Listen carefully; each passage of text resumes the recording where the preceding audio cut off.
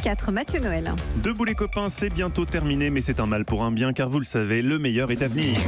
Le débrief de la matinale de Nikos Aliagas. Bonjour mon très cher Nikos. Bravo d'avoir mené haut la main et haut la dragée cette matinale. C'est gentil, on a fait ce qu'on a pu, grâce à mes complices Évaroc et Céline Dacosta. Ce matin, Nikos, au lendemain du décès de Charles Aznavour, c'est fou comme rien n'est plus pareil.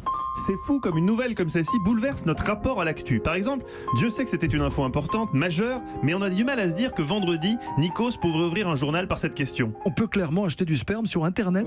Oui, c'était le temps de l'insouciance, on pouvait dire n'importe quoi. Même Jean-Michel Apathy, dont la chronique en liberté aurait pu aussi s'appeler En cacahuète, vu les jeux de mots qu'il y pratiquait. Benalla, ça rime avec sparadrap. Oui, l'actu n'était pas dingue, aucun événement de se détachant vraiment, on était obligé de meubler. Une fois en désespoir de cause, on s'est même dit, allez tiens, si on appelait Julien Clerc pour lui demander s'il est plutôt Earl Grey ou Ceylan, parce qu'au fond, il a jamais communiqué là-dessus. Bonjour Julien Clerc. Bonjour. Qu'est-ce que vous faites à 8h38? Vous êtes où? Je bois un thé. Thé fumant.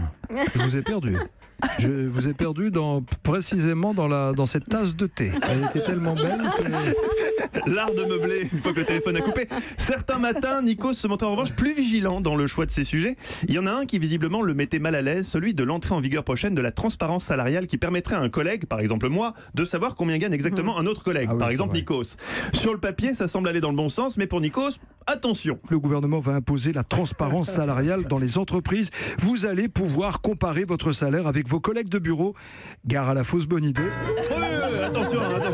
Oh, regarde, j'ai la feuille de paye d'Aliagas. C'est quoi ça en bas à droite? Des miles? Non, Michel, je crois que c'est son net.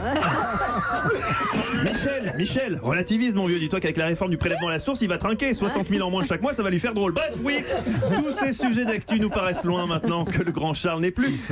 Charles Aznavour, auquel vous avez rendu hier après-midi, Nikos, un vibrant hommage à l'antenne d'Europe 1. Le problème, quand on s'est tapé la matinale, c'est que quand on veut intervenir l'après-midi, on est fatigué. Et ça peut s'entendre. Charles Aznavour nous a quittés. C'était un funambule. Adieu, le funambule, je dirais même chapeau l'artouste. Il a osé, parce que je me suis dit, il va pas y aller. Oui, j'ose tout, moi c'est à ça qu'on me reconnaît. Je me suis dit, il va pas y aller, c'était 2 heures de direct, et le dernier mot, j'ai fourché, j'ai dit funambule. Il est malveillant ce garçon, vous le savez. Mais Charles Aznavour avait un humour décapant, et je pense qu'il vous aurait applaudi. Merci Mathieu Noël.